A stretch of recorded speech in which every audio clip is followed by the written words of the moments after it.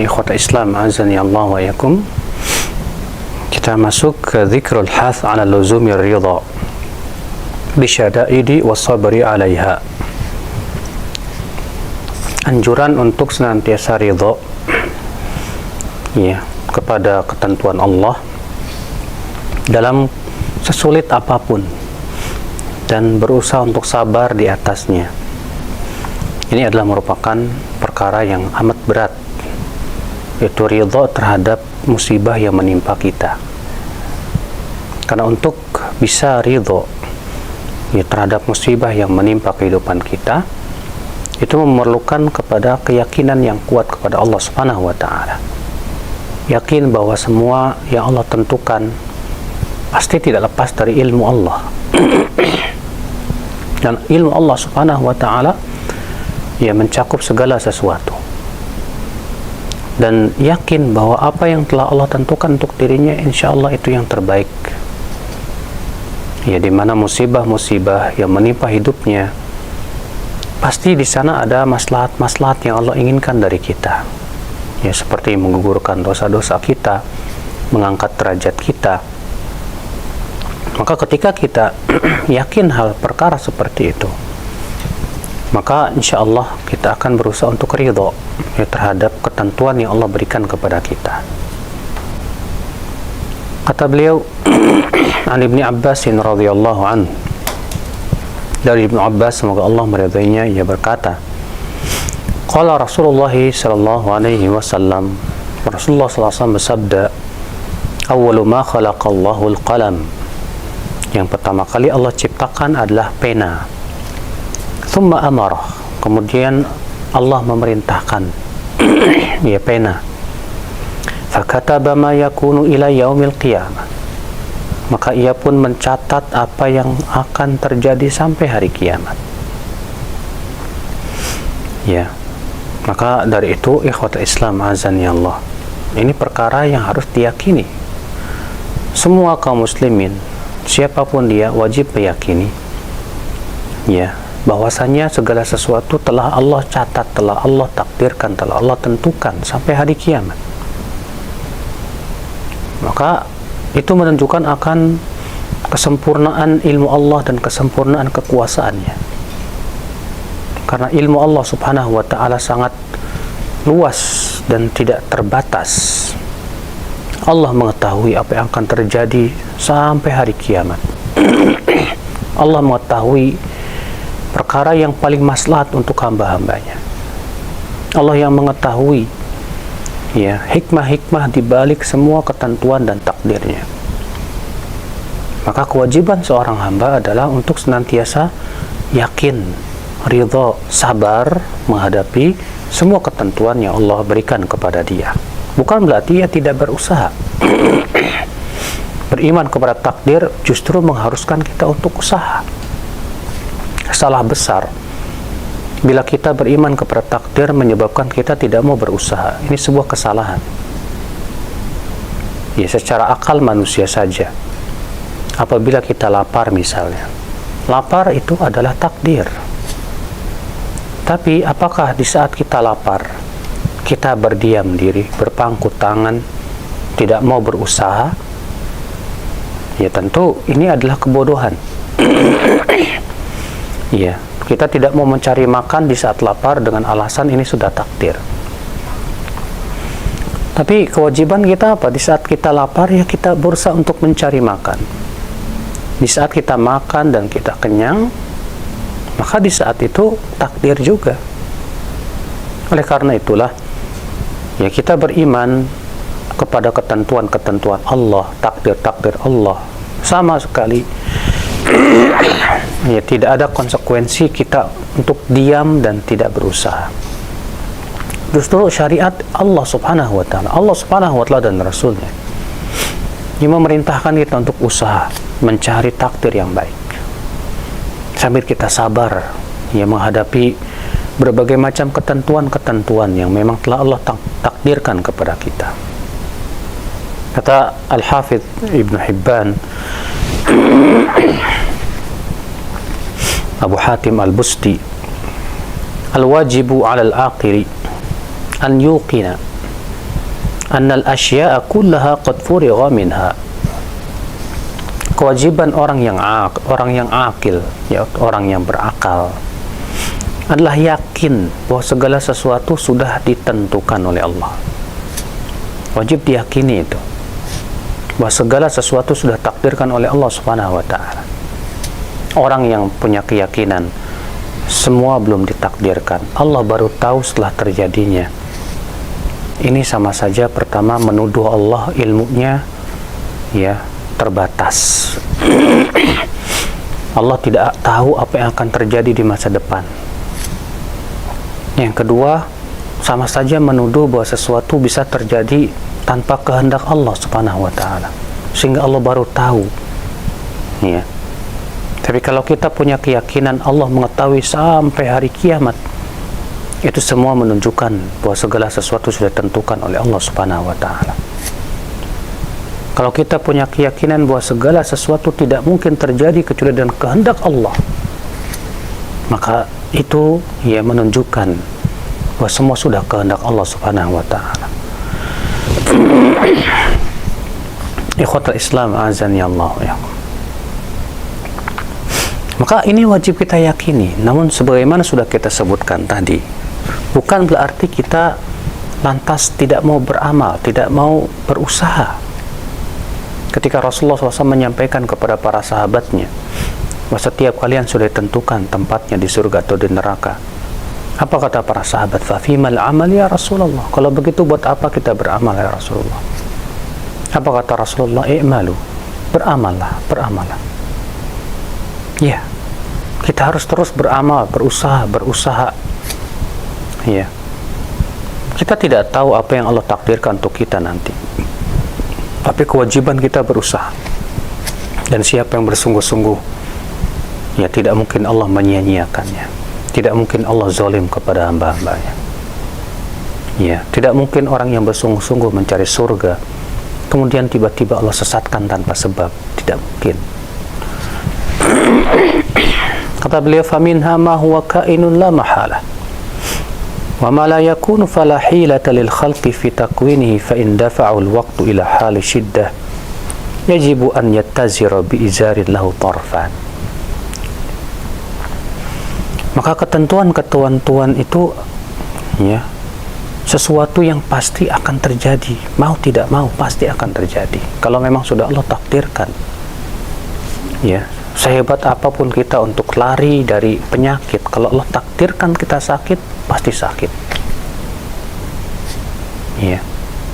Sebaliknya, kalau ada orang hidup di tengah-tengah orang yang sakit dan penuh penyakit, tapi Allah takdirkan ia tidak sakit, tidak akan sakit. Semua dengan ketentuan Allah. Makanya Rasulullah SAW sabda kepada Ibnu Abbas, ya, "Lau anna al-ummata ijtama'u ala an yanfa'uka bi syai'in lam yanfa'uka illa bi syai'in qad katabahu Allahu lak. Wa in ijtama'u ala an yadurruka bi syai'in lam yadurruka illa bi syai'in qad katabahu Allahu 'alaik." Kalaulah seluruh umat manusia, hai anak, mereka bersatu padu memberikan manfaat untukmu, mereka tidak akan bisa lakukan kecuali yang telah Allah tuliskan untuk kamu. Dan kalau mereka bersatu padu untuk memberikan mudarat, bahaya kepada dirimu, mereka pun tidak akan bisa kecuali dengan sesuatu yang telah Allah tuliskan untukmu. Subhanallah, ternyata keyakinan ini Rasulullah tanamkan kepada Ibnu Abbas yang masih kecil. Ikhwatul Islam azani Allah wa yakum.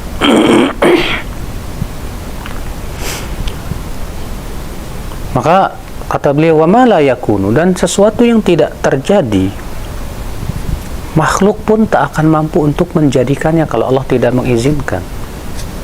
Kalau Allah tidak takdirkan terjadi, ya, walaupun seluruh makhluk bersatu padu supaya itu terjadi, tetap tidak akan bisa terjadi. Siapapun tidak ada yang mampu mengalahkan kekuatan Allah Jalla Thana'u. Fa in dafa'ahu al-waqtu ila hali syiddah, kalau suatu waktu ia ternyata ditimpa takdir berupa kesusahan hidup, kesulitan, maka wajib dia memakai sarung yang memiliki dua tepi. Ya, artinya hendaknya dia memiliki dua sifat di saat ia ditimpa kesusahan itu. Sesuatu yang telah ditentukan oleh Allah. Kesusahan, kesenangan, penderitaan. Semua itu Allah telah takdirkan dengan hikmah yang hanya Allah yang Maha tahu. Maka ketika kita ditimpa kesusahan-kesusahan tersebut, maka pakailah dua pakaian. Yang pertama as-sabru, kata beliau, ahaduhuma as-sabru, sabar. Memang ucapan sabar itu mudah, akhi. Semua orang mampu mengucapkan kata sabar. Tapi yang sulit itu adalah dalam mengaplikasikan kesabaran dalam kehidupan kita. Bolehlah kita berbicara tentang kesabaran, bolehlah orang memberikan nasihat tentang kesabaran, tapi orang yang berbicara tentang kesabaran, orang yang memberikan nasihat tentang kesabaran, ketika ia ditimpa musibah pun belum tentu bisa sabar.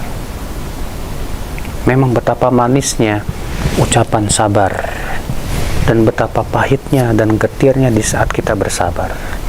Namun hasilnya ternyata sesuatu yang luar biasa dan ajaib.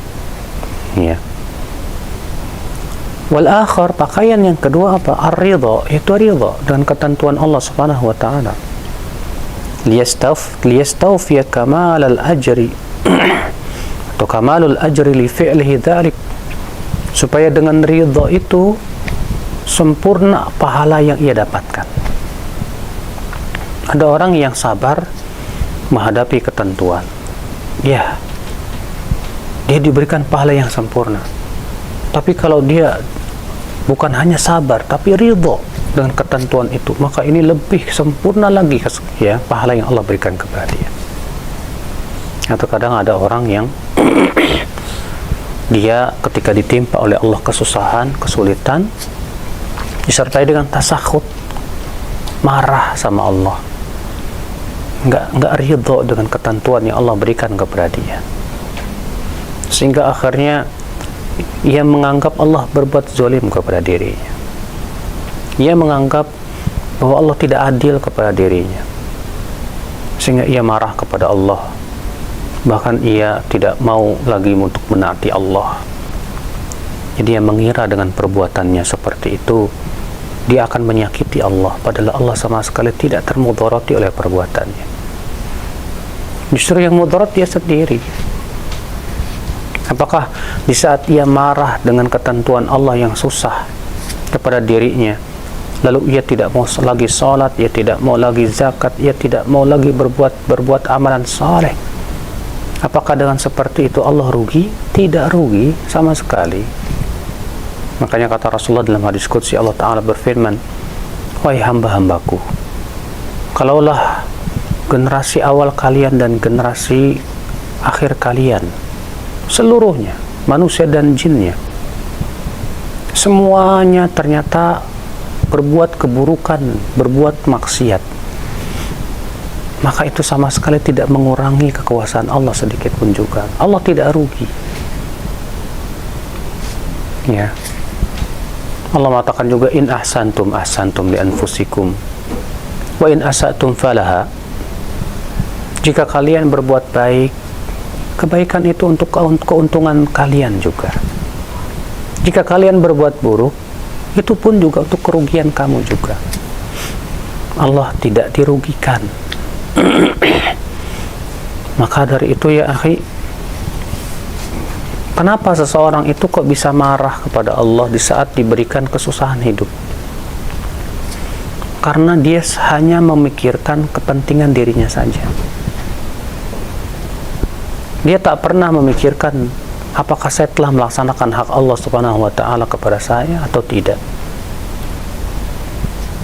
Sehingga akhirnya ketika seorang hamba yang ia pikirkan tentang kepentingan dirinya, kenikmatan dirinya, sudah begitu dia selalu melihat kepada orang yang lebih nikmat hidupnya dari dia, jadilah dia hamba yang tidak bersyukur kepada Allah.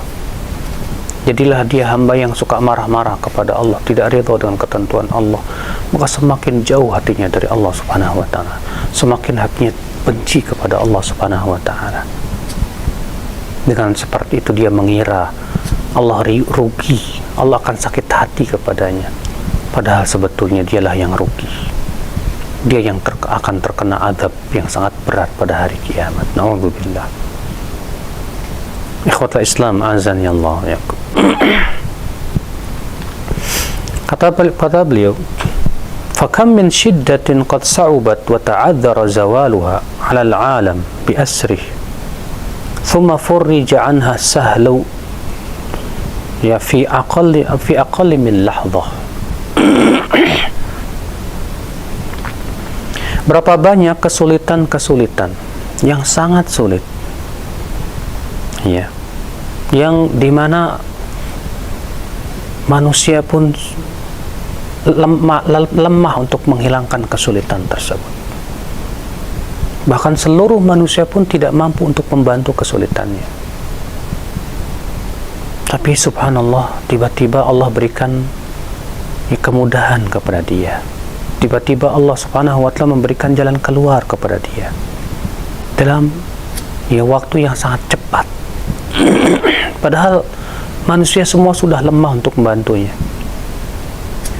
Maka dari itulah ya akhwal Islam, sungguh sangat naif ketika seorang manusia menggantungkan harapannya kepada manusia. Manusia lemah, manusia tidak memiliki kemampuan apa-apa. Tapi ya, jika ia ingat, yakin bahwasanya Allah lah pemilik segala sesuatu, maka dia akan bergantung hanya kepada Allah saja. Karena dia yakin Allah yang maha kuat, dia pencipta langit dan bumi, dia satu-satunya pemberi rezeki. Maka ia hanya butuh kepada Allah, ia hanya gantungkan harapannya kepada Allah. Ikhwatul Islam, kata beliau lagi, yajibu 'alal aqil idza kana mubtadi'an an yalzama 'inda wurudi syiddah 'alaihi suluka sabri. Wajib atas orang yang berakal, ya, di permulaan ia ditimpa kesusahan, untuk sabar. Ya, sabar itu di permulaan. Sebagaimana disebutkan dalam hadis Nabi sallallahu alaihi wasallam, Rasulullah SAW melewati seorang wanita yang sedang menangis di sisi kuburan anaknya. Lalu Rasulullah bersabda kepada wanita itu, "Ittaqillaha wasbiri." Bertakwalah kamu kepada Allah dan sabarlah kamu. Rupanya wanita ini tidak sadar kalau yang mengucapkan itu adalah Rasulullah SAW. Dia tidak tahu. Apa kata wanita ini? "Ilaika anni, innaka lam tusab bi musibati." Pergi kamu dariku, kamu tidak pernah mendapatkan musibah seperti aku. Ya, Rasulullah pun pergi. Kemudian dikatakan kepada wanita itu, "Apa kamu tidak tahu yang mengucapkan tadi adalah Rasulullah SAW?"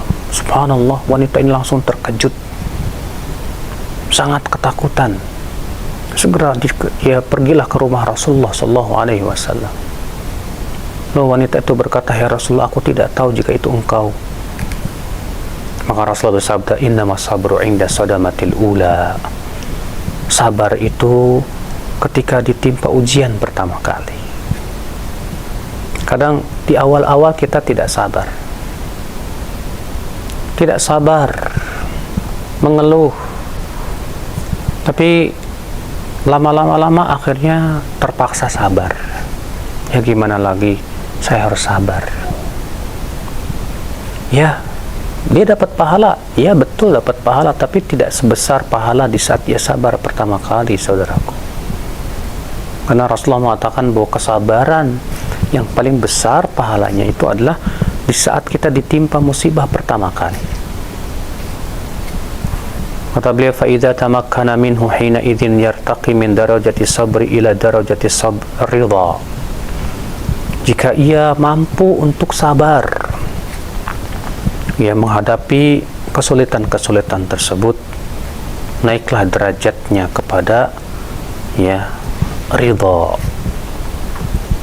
Fa illam yurzaq sabran falyalzamit tasabbur. Kalau ternyata ia tidak punya kesabaran, setidaknya ia tasabbur, berusaha sabar. Ya, ada orang memang punya sifat kurang sabaran. Iya. Maka orang seperti ini harus berusaha tasabbur, yaitu berusaha supaya memiliki kesabaran. Dan ini memang perjuangan yang luar biasa. Tapi insya Allah itu hasilnya sangat manis, lebih manis daripada madu. Li'annahu awwalu maratibir ridha. Karena sabar itu adalah merupakan awal martabat keridhaan. Walau kana sabru minar rijali lakana rajulan kariman idh huwa badrul khairi wa asasut ta'at. Kalaulah kesabaran itu ya ada pada seseorang, dia pasti akan menjadi mulia. Kenapa? Karena kesabaran itu, kata beliau, benih kebaikan, bahkan pondasi ketaatan. Benih seluruh kebaikan apa? Sabar. Sabar maksudnya sabar apa? Sabar untuk menahan hawa nafsunya, sabar untuk menaati Allah Subhanahu wa ta'ala. Memangnya ya, ketika kita menaati Allah tidak butuh sabar. Sangat kita membutuhkan kesabaran, saudaraku. Ya, kalau kita meninggalkan maksiat, apakah kita tidak memerlukan kesabaran? Oh, sangat perlu. Apalagi ditimpa musibah, teramat sangat perlu. Untuk istiqomah di atas sholat misalnya, supaya kita bisa khusyuk terus, ya kita sangat memerlukan kesabaran. Makanya Allah mengatakan wa'mur ahlaka bis-shalah wastabir 'alaiha. Perintahkan keluargamu sholat dan sabarlah di atasnya. Ya, Allah mengatakan sabarlah di atas melaksanakan sholat. Karena untuk terus-menerus istiqomah menjaga sholat kita betul-betul di awal waktu, betul-betul menjaga ya rukunnya, syarat-syaratnya, butuh kesabaran. Butuh kesabaran. Ketika kita juga berusaha untuk melaksanakan perintah Allah berupa ya Ramadan, saum, ya sangat perlu kepada kesabaran. Ketika kita misalnya kita pergi umroh, sangat kita memerlukan kesabaran di perjalanannya, ya kecapean dan kelelahan yang akan kita hadapi di saat kita haji. Di saat kita berbakti kepada orang tua, sangat memerlukan kesabaran menghadapi sifat orang tua yang kita tidak sukai. Ketika seorang istri berusaha untuk berbakti kepada suami, sangat memerlukan kesabaran. Apalagi di saat ia tidak suka kepada suaminya. Di saat suami berbuat baik kepada istri dan anaknya, sangat memerlukan kesabaran.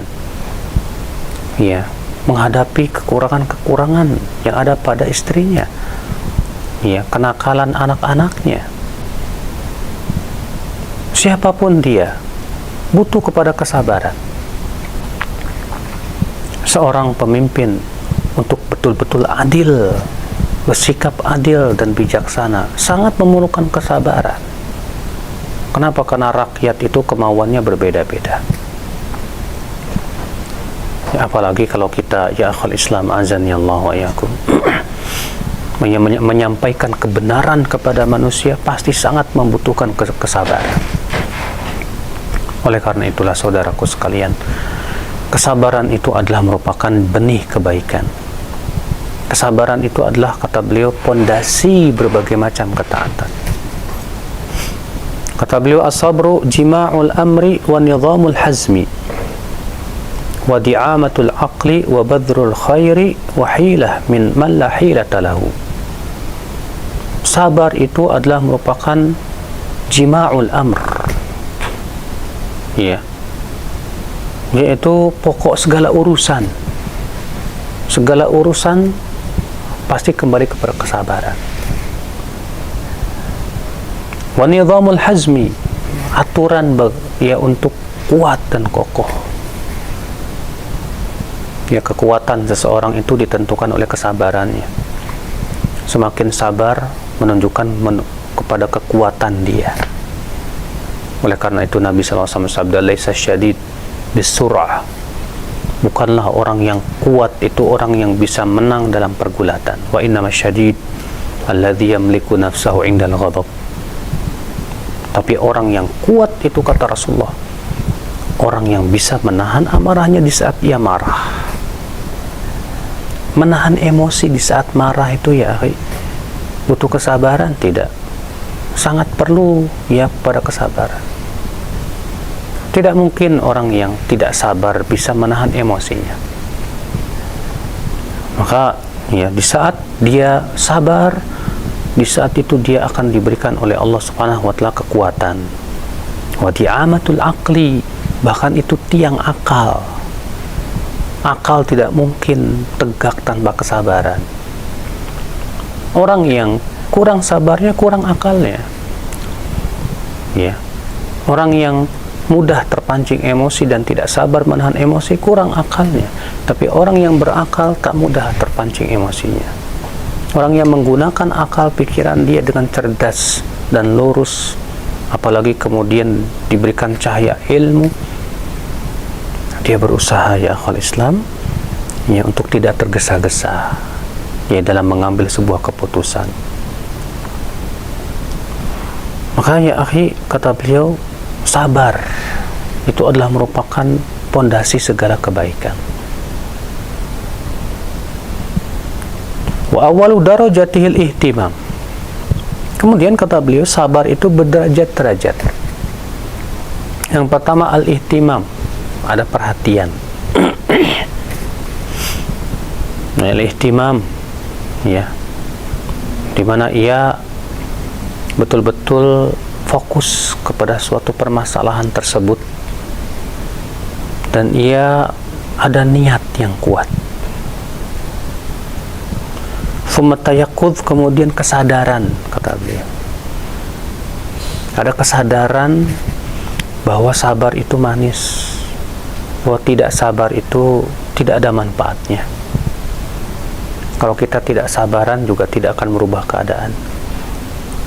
Ya, di saat ia ada himmah, keinginan yang kuat, ada kesadaran yang luar biasa, kemudian disertai dengan tasabbut. Ya, tsumma tasabbut, kemudian tasabbut, itu berusaha untuk mengokohkan diri. Tsumma tasabbur, lalu kemudian berusaha sabar. Ya, tsumma ridha, kemudian baru kepada tingkatan ridha setelah itu.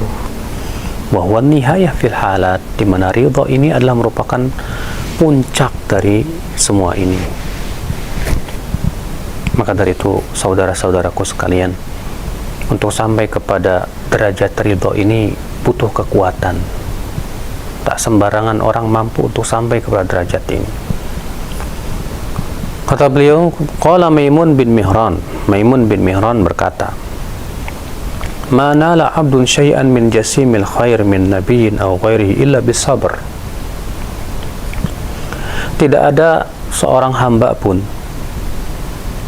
baik itu nabi ataupun yang lain, tidaklah mereka mendapatkan kebaikan yang luar biasa kecuali setelah sabar. Iya, kebaikan-kebaikan, kenikmatan-kenikmatan yang dirasakan oleh para nabi, orang-orang salihin, itu setelah kesabaran menghadapi berbagai macam ya ujian. Oleh karena itulah ya akhwal Islam, Imam Syafi'i rahimahullah pernah ditanya ya tentang orang yang diberikan ujian dan orang yang diberikan oleh Allah Subhanahu wa taala kemenangan, kenikmatan. Mana yang lebih baik? Kata Imam Syafi'i, tidak mungkin seseorang itu diberikan oleh Allah kekokohan kecuali pasti setelah diberikan ujian. Itu pasti. Semua orang yang diberikan oleh Allah Subhanahu wa taala kekokohan itu setelah diberikan oleh Allah ujian. Ya. Maka dari itu juga kita di surga pun juga untuk bisa masuk surga setelah panjangnya kesabaran. Makanya Allah Subhanahu wa taala berfirman kepada penduduk surga, "Salamun alaikum bima sabartum. Fa ni'ma uqbaddar." Keselamatan untuk kalian disebabkan oleh kesabaran kalian di dunia.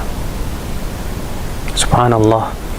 Ya, penduduk surga bergembira ria di surga setelah kesabaran yang luar biasa dalam kehidupan dunia. Maka siapa yang di dunia tidak bisa sabar, ia akan bersabar dalam api neraka. Silakan pilih mana kesabaran yang kita inginkan, sabar di dunia atau sabar dalam api neraka. Na'udzubillah. Ikhwatul Islam, azani Allah wa iyyakum. Kemudian beliau berkata, as-sabru ala dzurubin thalathah. Sabar itu ada 3 macam. Yang pertama, fasabru alal ma'asi, sabar menghadapi maksiat. Ini berat sekali. Yang kedua, wasabru ala ta'at, sabar ya untuk istiqomah di atas ketaatan. Yang ketiga, wasabru inda syada'id wal musibat, sabar di saat ditimpa musibah dan kesusahan. Fa afdaluha sabru anil ma'asi, kata beliau, yang paling utama sabar menghadapi maksiat. Ini yang paling utama. Ya. Oleh karena itulah Nabi Yusuf alaihissalatu wassalam diberikan oleh Allah Subhanahu wa taala derajat yang tinggi karena kesabaran beliau menghadapi maksiat. Beliau dirayu oleh seorang wanita bangsawan yang cantik rupawan di sebuah kamar yang tertutup, ya, tak terlihat oleh manusia.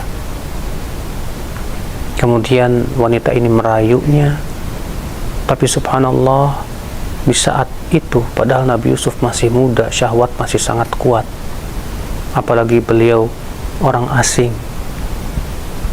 ya, bukan orang asli di situ yang tinggalnya. Maka dari itu subhanallah, ya, kesempatan segala macam kesempatan untuk beliau melakukan maksiat sangat besar sekali. Tapi subhanallah, kesabaran beliau yang luar biasa menghadapi maksiat, menghadapi syahwat, ini luar biasa sekali. Maka ya akhi, kata beliau, sabar yang paling utama itu sabar menghadapi maksiat untuk kita tidak lakukan. Fal aqilu yudabbir ahwalahu bitathabbut indal ahwali thalatha allati dzakarnaha biluzumi sabri ala al-maratib allati wasafnaha qablu. Maka orang yang berakal berusaha untuk mengatur keadaannya supaya ia kokoh di 3 keadaan tadi. Ya. Bagaimana supaya dia kokoh, supaya dia tetap meninggalkan maksiat, tidak jatuh kepada maksiat. Maka ia atur. Bagaimana mengaturnya? Dia harus meninggalkan segala sesuatu yang bisa menjerumuskan kepadanya. Dia harus menjauhi tempat-tempat yang menyebabkan ia jatuh kepada maksiat. Dia harus berusaha, ya, supaya bagaimana caranya segala macam sebab yang menyebabkan ia jatuh kepada maksiat ia tinggalkan. Ya, ia atur, ya, keadaannya. Ya. Dan kesabarannya difolkan di saat itu. Demikian pula ia atur bagaimana supaya dia bisa menjadi orang yang sabar di atas ketaatan. Karena ketaatan itu, saudaraku, butuh kesabaran sebagaimana kita sudah sebutkan tadi. Hatta yartaqiya bihi ila darajati ridha, supaya dengan kesabaran itu ia bisa naik kepada derajat ridha. Dan ini derajat yang paling tinggi, dan derajat ini hanyalah dimiliki oleh orang-orang yang mempunyai keyakinan yang kuat kepada Allah Subhanahu wa taala. Semoga yang saya sampaikan bermanfaat, ya, dan kita buka tanya jawab. Nah, di pertanyaan pertama kita akan angkat terlebih dahulu satu pertanyaan di layanan pesan singkat. Dan pertanyaan dari Ummu Muhammad yang tidak disebutkan tempatnya. Assalamualaikum warahmatullahi wabarakatuh. Ya Ustadz, bagaimana cara meraih sifat al-hilm dan al-anah yang Allah cintai? Karena kami suka tergesa-gesa dalam segala masalah, Ustadz.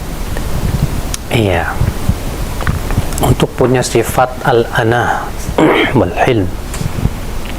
Al-hilm itu artinya mampu ya menahan di saat emosi bergejolak, terutama di saat marah, di mana ia tidak mudah terpancing emosi. Itu namanya halim. Al-anah artinya tidak tergesa-gesa dalam mengambil keputusan, tapi ia melihat jauh ke depan. Dua sifat ini adalah dua sifat yang dipuji oleh Allah. Rasulullah bersabda kepada seorang sahabat, "Inna fika la khaslatain yuhibbuhum Allah." Kamu memiliki dua sifat yang Allah cintai. Apa itu? Al-hilm wal anah. Itu sifat halim dan sifat anah. Halim itu tidak mudah terpancing emosi. Anah itu tidak tergesa-gesa dalam bersikap, tapi ia berpikir jauh ke depan. Dan dua sifat ini pondasinya adalah sabar. Dan yang kedua adalah ilmu. Maka kalau kita ingin memiliki dua sifat ini, berarti kita harus memupuk dua perkara, kesabaran dan keilmuan. Dan ditambah dengan musyawarah dengan orang-orang yang memiliki pengalaman dan ilmu. Maka ketika kita misalnya terpancing oleh emosi, ada orang yang berusaha untuk memancing emosi kita, dan kita mudah terpancing, kita belum punya sifat halim. Maka orang yang halim itu di saat ia dipancing emosinya, dia tidak akan mudah terpancing emosi dulu. Lalu ia berpikir menggunakan akal pikirannya. Dan sifat anah ini hanya untuk orang yang lebih dominan akal pikirannya daripada perasaannya. Kenapa seseorang itu tergesa-gesa? Ketergesa-gesaan itu biasanya karena kekhawatiran tingkat tinggi. Kekhawatiran, ketakutan yang berlebihan itu menimbulkan ketergesa-gesaan. Makanya kenapa sih musuh-musuh Islam berusaha untuk menyebarkan ketakutan-ketakutan? Karena ketakutan itu akan menimbulkan kekhawatiran. Kekhawatiran dan ketakutan tingkat tinggi akan menimbulkan ketergesa-gesaan. Ketika umat Islam tergesa-gesa dalam mengambil sikap arogan, maka ini kesempatan untuk menghancurkan umat Islam. Ya Allah. Maka dari itu saudara-saudaraku sekalian, kita harus menggunakan akal pikiran kita di saat ada emosi yang memancing kita. Jangan sampai perasaan kesal yang menguasai hati kita. Dan kita berusaha untuk bermusyawarah dengan ahlul ilm, dengan orang-orang yang berpengalaman dan yang lainnya. Pernah suatu ketika Umar bin Khattab radhiyallahu an dilaporkan kepada beliau, "Hai Umar, tadi aku mendengar ada orang mengatakan begini, bahwa kekhilafahan Abu Bakar dan Umar itu sebetulnya nggak sah. Sebetulnya kekhilafahan Abu Bakar dan Umar itu itu nggak kejadiannya itu nggak benar. Orang ini menjelek-jelekan Abu Bakar dan Umar. Sengaja dia untuk menyebarkan fitnah supaya manusia itu tidak suka kepada Abu Bakar dan Umar." Maka di saat itu Umar marah. Umar berkata, "Demi Allah, saya akan tahdir mereka. Saya akan berdiri di hadapan manusia seluruhnya untuk saya tahdir mereka." Lalu seorang sahabat berkata, "Hai Umar, sabarlah dulu. Ya, jangan tergesa-gesa engkau lakukan itu, hai Umar, hai Amirul Mukminin. Cobalah engkau duduk dengan para ulama, dengan orang-orang yang mereka engkau bisa ambil musyawarah, ya, pemikiran mereka, supaya engkau lihat apa sikap yang paling tepat untuk menghadapi orang seperti itu. Mendengar itu Umar langsung sadar, oh iya betul. Ya, kalau gitu kita tunda dulu sampai kita nanti pulang ke kota Madinah, kita kumpulkan para alim ulama, kita bermusyawarah. Nah, subhanallah saudaraku sekalian, ini sangat kita butuhkan dalam kehidupan kita. Maka dari itu, ya, di saat kekhawatiran kita tingkat tinggi, kita mudah tergesa-gesa. Maka untuk menghadapi sikap kekhawatiran ini dibutuhkan tawakal yang kuat kepada Allah Subhanahu wa Ta'ala. Iya. Maka kalau misalnya saya ini ya sifatnya tergesa-gesa, kalau ada sesuatu tergesa-gesa, selalu ya tergesa-gesa, kita katakan, kenapa Anda selalu tergesa-gesa? Saya yakin karena ada kekhawatiran kan, takut begini, takut begini, takut begitu. Oke, nah kekhawatiran seperti itu kira-kira ya akibatnya apa sih? Dari apa sebabnya? Coba kita pelajari. Terkadang kita harus tergesa-gesa karena memang mengharuskan kita harus tergesa-gesa di waktunya. Contoh misalnya, pesawat mau terbang tinggal setengah jam lagi. Kita harus tergesa-gesa, betul, harus tergesa-gesa. Sebab kalau kita tidak segera pergi, kita ketinggalan pesawat, ya udah. Ya. Kenapa kita tergesa-gesa di saat itu? Ya karena kita khawatir ketinggalan. Memang yang namanya ketergesa-gesaan itu pasti dari kekhawatiran dan ketakutan. Tapi ya tentu di dalam masalah yang berhubungan dengan dunia dakwah, ketergesa-gesaan sangat tidak baik. Ya, pernah suatu ketika Rasulullah SAW sedang duduk di bawah naungan Ka'bah. Lewatlah Khabbab bin Al-Arat yang sedang disiksa. Lalu kemudian Khabbab berkata kepada Rasulullah, ya Rasulullah, ala tad'u lana, ala tastansir lana. Wahai Rasulullah, kenapa engkau tidak segera berdoa kepada Allah untuk kemenangan kami? Kenapa engkau tidak segera minta tolong kepada Allah? Kata Rasulullah, sungguh orang-orang sebelum kalian ada yang digergaji dengan gergaji besi, ada juga yang disisir dengan sisir-sisir besi. Akan tetapi itu semua tidak mencegah mereka dari agama Allah. Kata Rasulullah, walakinnakum qaumun tasta'jilun. Akan tetapi kalian ini suatu kaum yang tergesa-gesa. Tergesa-gesa ingin cepat menang. Tergesa-gesa ingin cepat melihat hasil. Tergesa-gesa, ya. Dan akhirnya ketergesa-gesaan itu menyebabkan akhirnya kita tidak mendapatkan apa yang kita harapkan.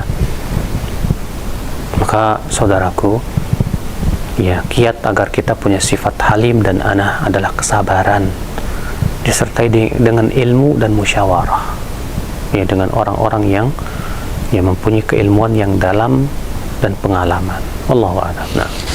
Nah, baik, sekarang jazakallahu khairan atas jawaban dan nasihat Ustaz. Demikian ya untuk penanyaan Ummu Muhammad yang tidak sebutkan tempatnya. Dan selanjutnya masih kami angkat pertanyaan di layanan pesan singkat. Ada pertanyaan dari hamba Allah yang berada di Bekasi.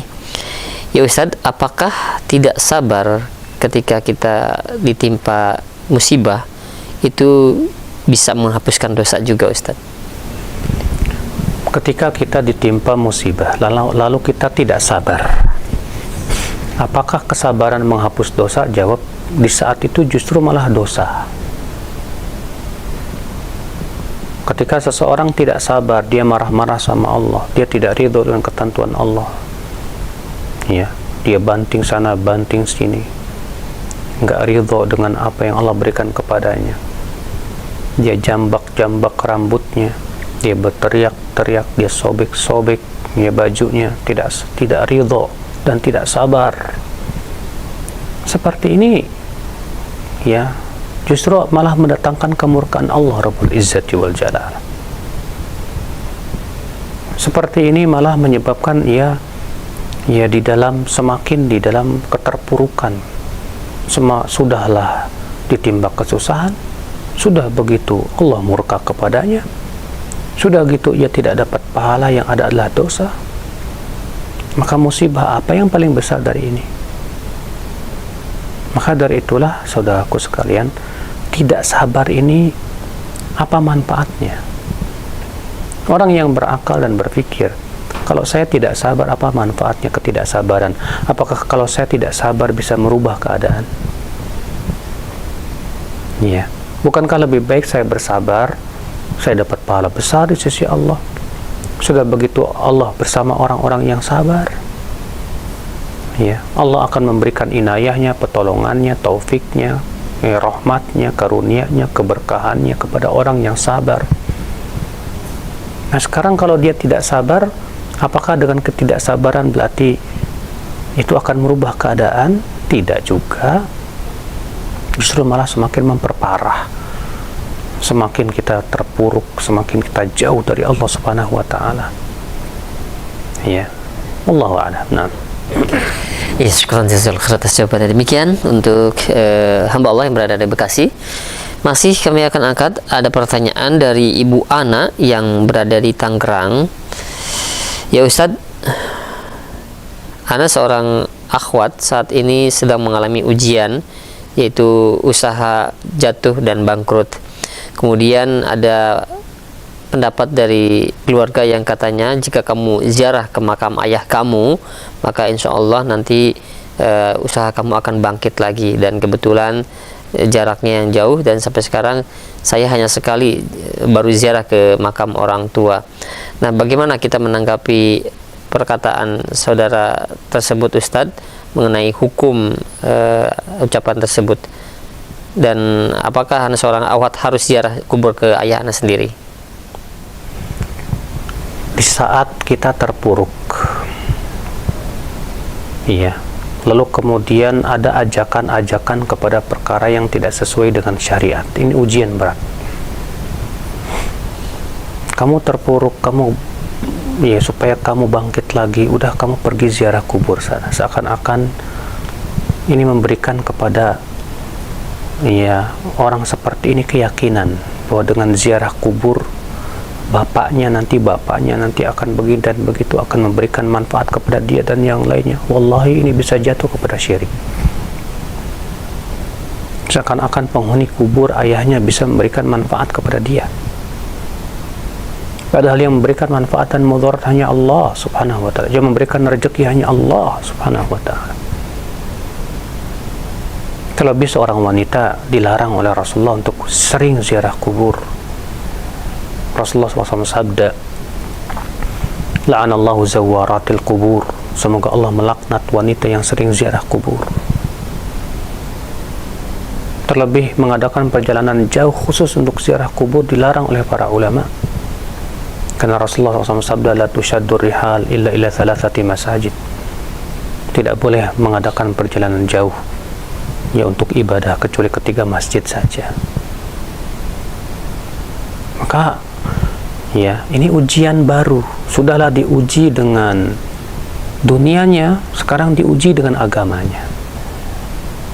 Maka jangan gadaikan akidahmu, jangan gadaikan agamamu demi untuk mendapatkan kenikmatan dunia yang sedikit.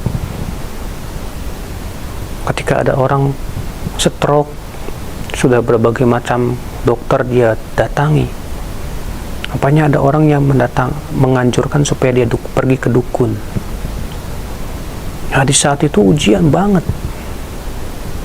Kalau orang yang hanya orientasinya bagaimana saya cepat sembuh, dia tidak peduli lagi sudah apakah akidahnya akan hancur atau tidak. Tapi kalau orang yang ketika saat sakit itu dia dekat kepada Allah, dia hanya tawakalnya hanya kepada Allah Jalla wa'ala, dan dia yakin bahwa yang memberikan dan menimpakan keburukan itu Allah, dan Allah juga satu-satunya zat yang mampu untuk menghilangkannya. Dia tawakalnya hanya kepada Allah.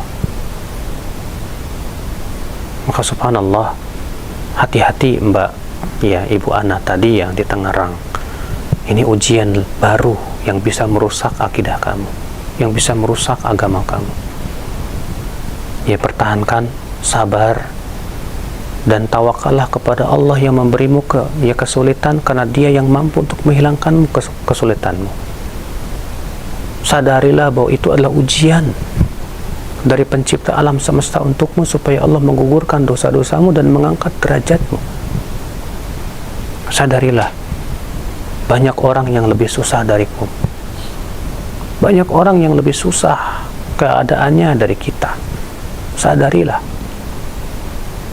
Ya, sambil kita terus berusaha. Berapa banyak orang ya ketika ia memulai usaha atau ketika ia telah berusaha, ia jatuh bangun. Memang demikianlah. Itu semua sudah sunatullah. Allah berfirman, "Tilkal ayyamu nudawiluha bainan nas." Dan itulah hari-hari kami silih bergantikannya kepada manusia.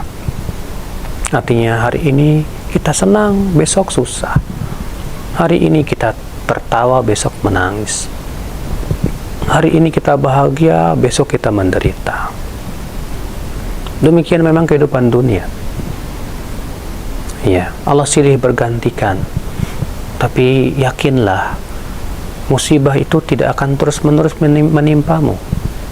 Fa inna ma'al usri yusran, inna ma'al usri yusra, kata Allah. Sesungguhnya bersama kesulitan akan ada kemudahan.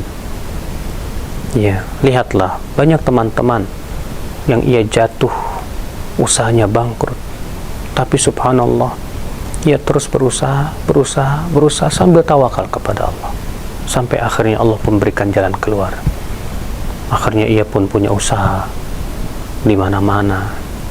Ya, alhamdulillah, ambil pelajaran dari orang-orang seperti itu. Nah, baik, syukur atas jawaban dan nasihat Ustaz. Demikian untuk para penanya di layanan pesan singkat, dan selanjutnya kami beralih terlebih dahulu di layanan telepon. Silahkan bagi Anda yang ingin bertanya langsung. Halo, assalamualaikum. Waalaikumsalam warahmatullahi wabarakatuh. Dengan Ibu siapa, di mana? Dengan Ibu Kusaro di Tangerang. Di Tangerang. Ya, silahkan langsung ke pertanyaan Ibu ya. Waalaikumsalam. Saya seorang nenek yang sudah tua renta, yang bisa duduk di kursi roda saja. Walaupun keadaan seperti ini, saya sangat bersyukur sekali.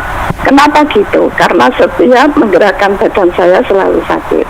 Jadi syukur saya bukan karena sakit, tapi karena selalu ingat dan mikir dan berdoa agar aku diselamatkan dari siksaan neraka. Walaupun keadaan seperti ini, saya masih bisa sholat berjamaah setiap hari. Karena rumah saya berdekatan dengan musola hanya kurang lebih 5 meter saja.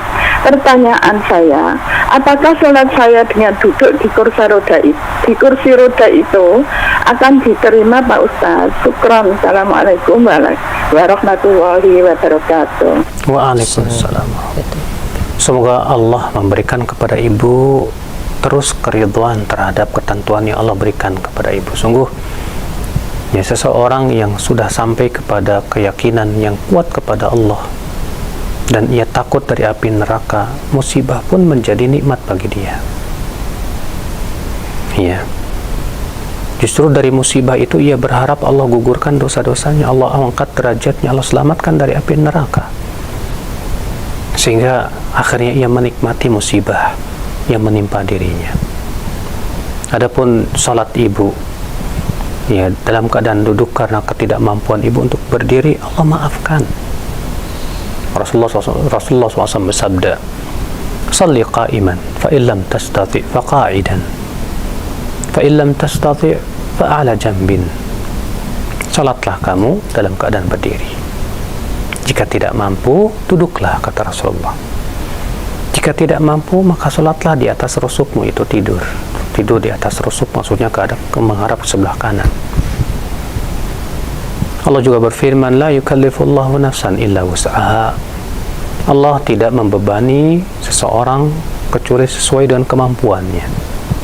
Maka ya, berbahagialah Ibu yang ternyata Allah berikan kepada Ibu ya, kenikmatan di saat musibah, dan ibu hanya berharap kepada Allah semata dan berusaha ridho dengan ketentuan yang Allah berikan kepada ibu. Semoga Allah memberikan kepada ibu husnul khatimah, kesabaran dan istiqamah. Amin ya rabbal alamin. Nah, baik, sekarang atas jawaban dan nasihat Ustaz. Demikian ya untuk ibu yang berada di Tangerang. Dan selanjutnya masih kami terima di layanan telepon kembali. Silahkan. Halo, Assalamualaikum. Waalaikumsalam warahmatullahi wabarakatuh. Dengan Bapak siapa, di mana Pak? Bapak Surya Di mana? di Kalimantan Tengah. Kalimantan. Silahkan Pak. Dikecilkan Pak volume televisinya, mohon maaf. Silahkan. Oh iya. Saya ingin bertanya Pak ya, di kampung kami ini banyak sekali orang membaca salawat Pak. Salawat Badar, salawat Fatih, salawat ini, salawat itu Pak. Jadi kami tidak ikut kegiatan orang itu Pak. Tapi kami tampaknya disisihkan orang Pak. Iya. Saya hanya tahu salawat itu cuma Allahumma sholli ala Muhammad.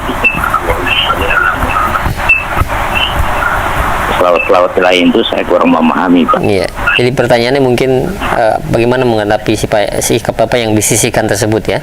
Jadi saya ini Pak ya, yang itu yang pertama Pak, yang boleh dua Pak ya.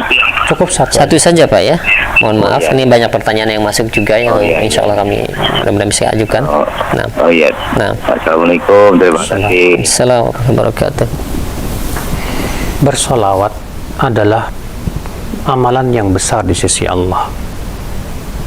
Allah Ta'ala berfirman, innallaha malaikatahu yusalluna 'alan nabi ya ayyuhalladzina amanu sallu 'alaihi wa sallimu taslima. Sesungguhnya Allah dan para malaikatnya bersalawat atas Nabi. Wahai orang-orang yang beriman, ucapkanlah salawat dan salam kepadanya. Rasulullah sallallahu alaihi wasallam bersabda, man shalla 'alayya wahidah sallallahu alaihi biha asyra. Siapa yang bersalawat kepadaku sekali, Allah akan bersalawat untuknya 10 kali. Seorang sahabat berkata kepada Rasulullah, wahai Rasulullah, bagaimana kalau aku jadikan setengah doaku untuk bersalawat kepadamu? Kata Rasulullah, masyid, silahkan. Jika kamu tambah lebih dari itu lebih baik. Bagaimana kalau aku jadikan 2/3 doaku semuanya bersalawat untukmu, wahai Rasulullah? Sampai akhirnya sahabatnya berkata, bagaimana kalau aku jadikan seluruh doaku bersalawat untukmu, wahai Rasulullah? Kata Rasulullah, idzan yatukfa hammuka wa yukfar dambuka. Kalau begitu keinginanmu akan terpenuhi dan dosamu akan diampuni. Subhanallah. Namun tentunya sholawat, karena itu adalah merupakan salah satu bentuk daripada zikir dan ibadah, itu sifatnya tauqifiyah, menunggu dalil. Oleh karena itu tidak ada satupun sahabat yang berani membuat salawat sendiri. Hadis-hadis yang menyebutkan tentang sholawat itu adalah dari pertanyaan para sahabat kepada Rasulullah. Mereka bertanya kepada Rasulullah, ya Rasulullah, qad arafna salam alaik. Wahai Rasulullah, kami sudah mengetahui bagaimana mengucapkan salam kepadamu. Fakaifa nusalli alaik, lalu bagaimana kita bersalawat kepada engkau? Subhanallah. Padahal para sahabat itu orang yang sangat fasih bahasa Arabnya, Pak. Para sahabat itu orang yang paling mampu membuat syair-syair indah untuk bersalawat untuk Rasulullah SAW. Siapa yang tidak kenal dengan Zaid bin Thabit? Ya, di mana syairnya itu sampai-sampai kata Rasulullah, ya, didoakan, Allahumma ayyidhu bi ruhil qudus, ya Allah kokohkan syair dia dengan ruhul qudus. Ya, siapa yang tidak kenal dengan Abdullah bin Rawahah, penyair yang luar biasa, belum lagi sahabat-sahabat yang lainnya. Namun tidak ada satupun mereka yang membuat salawat sendiri. Apakah pernah kita mendengar Zaid bin Thabit misalnya membuat salawat namanya salawat Zaidiyah?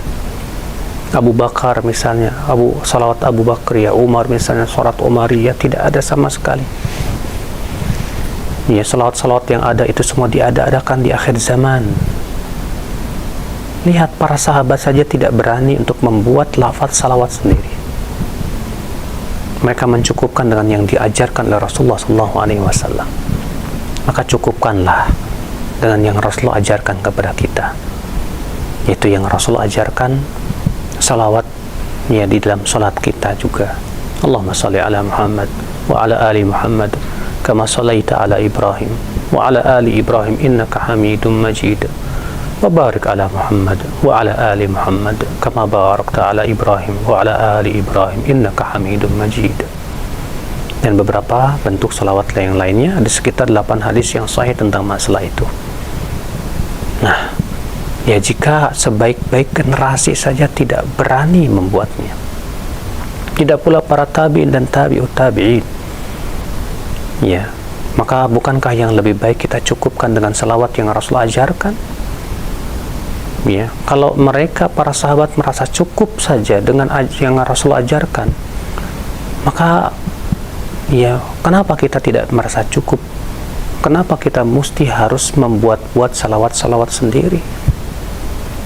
Maka sebaik-baik petunjuk adalah petunjuk Rasulullah SAW.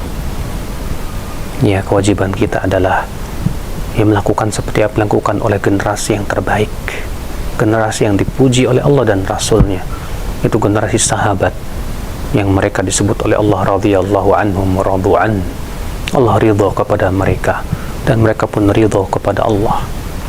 Allah sudah menjamin orang yang mengikuti mereka pun diridhai oleh Allah.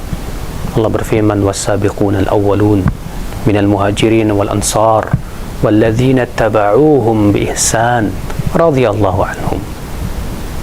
Dan orang-orang yang pertama kali masuk Islam dari kalangan muhajirin dan ansar, dan orang-orang yang mengikuti mereka, apa yang terjadi? Allah ridho kepada mereka. Allah ridho kepada muhajirin dan ansar, dan Allah ridho kepada orang-orang yang mengikuti mereka. Ya, subhanallah. Allahu a'lam. Semoga yang saya sampaikan bermanfaat pada pagi hari ini. Ya, mudah-mudahan kita bisa mengamalkannya dalam kehidupan kita sehari-hari. Subhanakallah bihamdika asyhadu an la ilaha illa anta astaghfiruka wa atubu ilaik. Wassalamualaikum warahmatullahi wabarakatuh.